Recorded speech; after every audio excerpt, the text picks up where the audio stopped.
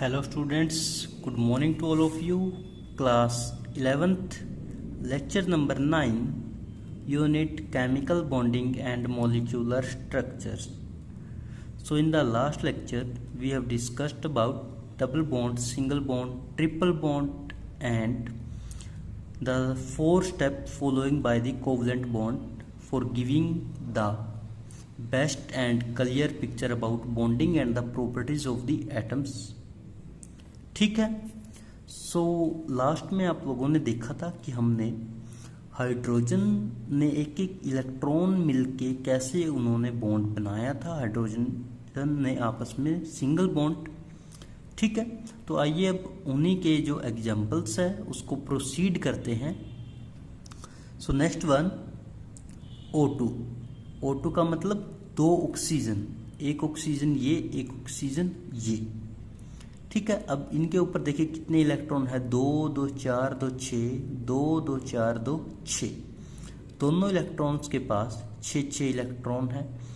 ये क्या करेंगे, एक पेयर ऑफ इलेक्ट्रॉन इसने शेयर किया, एक पेयर ऑफ इलेक्ट्रॉन इसने शेयर किया, तो टोटल इलेक्ट्रॉन कितने हो गए 4 इलेक्ट्रॉन. एक बॉन्ड बनता है 2 इलेक्ट्रॉन से मिलके, तो 4 इलेक्ट्रॉन कितने बॉन्ड बनाएंगे, 2 बॉन्ड बनाएंगे. 2 बॉन्ड का मतलब क्या है, डबल बॉन्ड. तो एक बॉन्ड 2 बॉन्ड यानी कि डबल बॉन्ड. और बाकी जो रिमेनिंग इलेक्ट्रॉन्स है they acting as a lone pair present on oxygen. So वो ऑक्सीजन के ऊपर लोन पेयर की तरह ऐसे ही रहेंगे और ऑक्सीजन आपस में डबल बॉन्ड की फॉर्मेशन कर लेगी. ठीक है, next example that is NF3 यानी कि 1 नाइट्रोजन और 3 फ्लोरीन. तो हमने पहले ही बताया था कि जो हमारे पास आगे मेटल्स है वो कहाँ पे आएगी, सेंटर में. ये लिखी हमने सेंटर में, या ऐसा भी बोल सकते हो कि जो लेस इलेक्ट्रोनेगेटिव एटम होगा वो सेंटर में आएगा और बाकी उसकी टर्मिनल पोजीशन पे.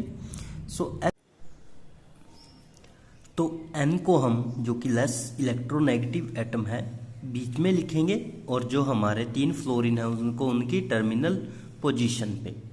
अब आप लोगों को ये देखना है कि किस एटम के पास कितने कितने वैलेंस इलेक्ट्रॉन प्रेजेंट है. लाइक हम फ्लोरीन से स्टार्ट करते हैं, तो फ्लोरीन का एटॉमिक नंबर होगा 9 और उसकी इलेक्ट्रॉनिक कॉन्फ़िगरेशन कैसे होगी, 1s2 2s2 2p5, 5 और 2 7 और 2 9. तो 2p5 है यानी कि उसके पास कितने इलेक्ट्रॉन है लास्ट में, 5 वो और 2 आगे 2s में, तो कितने हो गए टोटल 7. तो 7 कैसे लिखेंगे, देखिए 2 यहाँ पे, 2 यहाँ पे, 2 यहाँ पे, 2 4 6, 2 इधर है. लेकिन इन 2 में से सिर्फ एक ही इलेक्ट्रॉन किसका है, फ्लोरीन का. ऐसे ही इधर भी 7 होंगे, फिर 2 4 6 और इन 2 में से एक. ऐसे ही इधर होगा 2 4 6 और इन 2 में से एक. तो यानी कि अब एक इलेक्ट्रॉन यहाँ बच गया, एक यहाँ पे और एक यहाँ पे. ठीक है, और 2 इलेक्ट्रॉन नाइट्रोजन के ऊपर प्रेजेंट है. तो अब नाइट्रोजन का देखिए, नाइट्रोजन का एटॉमिक नंबर कितना होगा, 7 को कैसे लिख सकते हैं, 1s2 2s2 2p3. ठीक है, 2p3. तो लास्ट में इसके कितने इलेक्ट्रॉन बच गए, 2s2 और 2p3 यानी कि 3 और 2 5 कैसे होंगे, अब 2 तो यहाँ पे और इन दोनों में से तीनों जगह एक एक इलेक्ट्रॉन किसका है, नाइट्रोजन का. तो यानी कि 1 2 3 4 5. तो 5 किसके हो गए, नाइट्रोजन के, और 7 किसके हो गए, फ्लोरीन के. अब देखिए जो एक इलेक्ट्रॉन इन दोनों में से नाइट्रोजन का है और एक किसका है, फ्लोरीन का है. तो हमने क्या बोला था जब सिंगल बॉन्ड की डेफिनेशन पढ़ी थी कि जो शेयरिंग एटम है आपस में वो एक इलेक्ट्रॉन पेयर को क्या करेंगे, शेयर करेंगे, या फिर ये कहिए कि एक एक इलेक्ट्रॉन को वो आपस में शेयर करेंगे. ठीक है, तो यहाँ पे एक इलेक्ट्रॉन इसने दिया, एक इसने दिया, तो इनके बीच में क्या बन गया, एक सिंगल बॉन्ड. ऐसे ही इन दोनों में से एक फ्लोरीन का एक नाइट्रोजन का, तो दोनों में क्या बन गया, सिंगल बॉन्ड. और ऐसे ही नीचे. तो इस वजह से हम कह सकते हैं कि जो नाइट्रोजन है जो कि लेस इलेक्ट्रोनेगेटिव एटम है as compare to fluorine, they form single bond with 3 fluorine atom. ठीक है, अब चलिए, हमने कहा था कि इसके पास 7 इलेक्ट्रॉन थे, एक ने तो चलो बॉन्ड बना लिया शेयर करके नाइट्रोजन के साथ, बट अब इसके पास क्या हुआ, 6 इलेक्ट्रॉन ऐसे ही बच गए, ऐसे ही इस पे और ऐसे ही इस पे। तो अब ये जो 6 इलेक्ट्रॉन है ये एक्ट करेंगे एज अ लोन पेयर, ये फ्लोरीन के ऊपर ऐसे ही रहेंगे और ये लोन पेयर की तरह एक्ट करेंगे, जैसा कि ऑक्सीजन के अंदर 2 पेयर हमारे पास प्रेजेंट थे, तो फ्लोरीन में कितने हो जाएंगे, 3 पेयर।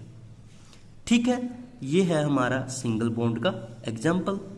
चलिए नेक्स्ट एग्जाम्पल देखते हैं। नेक्स्ट देखिए, आगे कहता है sulphur obey octet rule and form many compound, कि जो सल्फर है, सल्फर कहाँ पे आता है, ऑक्सीजन फैमिली में, ऑक्सीजन का नंबर 8, सल्फर का एटॉमिक नंबर 16 है।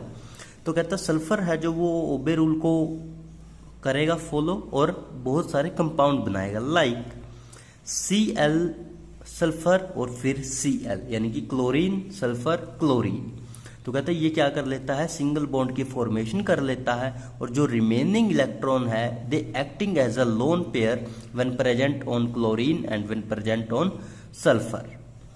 ठीक है, यहां तक क्लियर। उसके बाद हमारे पास आते हैं ड्रॉबैक। अब कोई भी चीज आप लोगों को पता है कि वो पूरी परिपूर्ण नहीं होती, तो कोई ना कोई कमी उसमें है, तो वो देखिए क्या है। कहता है drawback of octet rule, it is based on the chemical inertness of noble gas. कहता है ये किस चीज के ऊपर डिपेंड अपॉन कर रहा है, केमिकल इनर्टनेस के ऊपर। इनर्टनेस का मतलब जो गैस एक्टिव नहीं है, और वो कौन नहीं है, noble gases like helium, neon, argon, krypton, xenon, radon. ठीक है, however the noble gases for example xenon and krypton combine with oxygen and fluorine to form XeF2 या KrF2 या XeOF2। क्या कहना चाहता है, पहले इसने बताया कि जो नोबल गैसेज है वो इनर्टनेस है, यानी कि वो कंपाउंड नहीं बनाती, वो इनर्ट रहती है नेचर में। फिर कहता लेकिन हमारे पास कहता कुछ कंपाउंड है जिनका एग्जाम्पल दिए इन्होंने, एक जिनोन का और एक क्रिप्टॉन का। कहता ये दोनों ऐसे कंपाउंड है नोबल गैसेज के जो क्या करेंगे, ऑक्सीजन और फ्लोरीन के साथ कहता कंपाउंड की फॉर्मेशन कर लेंगे। और कंपाउंड कौन कौन से बनेंगे, xenon difluoride, krypton difluoride, xenon OF2। ठीक है, तो ये 3-4 कंपाउंड हमारे पास बन जाते हैं, किससे, नोबल गैसेज से। जब किसने कहा था कि इनर्टनेस है, तो यानी कि इसकी बातों में क्या आ गई यहाँ पे, कमी। दूसरा, it does not account for shape of molecule. कहता यहां से हमें जो मॉलिक्यूल की शेप है उसके बारे में भी पता नहीं चलता कि वो कैसी शेप अटेन करेगा। तीसरा, it totally silent about the energy of a molecule, कि ये हमें मॉलिक्यूल की एनर्जी के बारे में नहीं बताता कि उसकी एनर्जी पॉजिटिव होगी, उसकी एनर्जी नेगेटिव होगी या होगी ही नहीं। तो ये हमारे पास 3 क्या बन जाते हैं, ड्रॉबैक, किस चीज के, ऑक्टेट रूल के। आइए फटाफट देखिए एक बार दोबारा रिवीजन के लिए। पहले उसने बताया कि ये इनर्टनेस होती है नोबल गैसेज, फिर लेकिन उन्हीं इनर्टनेस में से हमारे पास जिनोन और क्रिप्टॉन कंपाउंड बना लेती है ऑक्सीजन और फ्लोरीन के साथ। कंपाउंड के नाम जरूर याद रखने हैं, XeF2 और KrF2। दूसरा कहता है ये हमें एनर्जी के बारे में नहीं बताता किसी भी मॉलिक्यूल की। तीसरा कहता है ये हमें किसी भी मॉलिक्यूल की शेप के बारे में भी नहीं बताता। तो ये हमारे पास तीनों क्या हो गए, ड्रॉबैक। क्लियर यहाँ तक।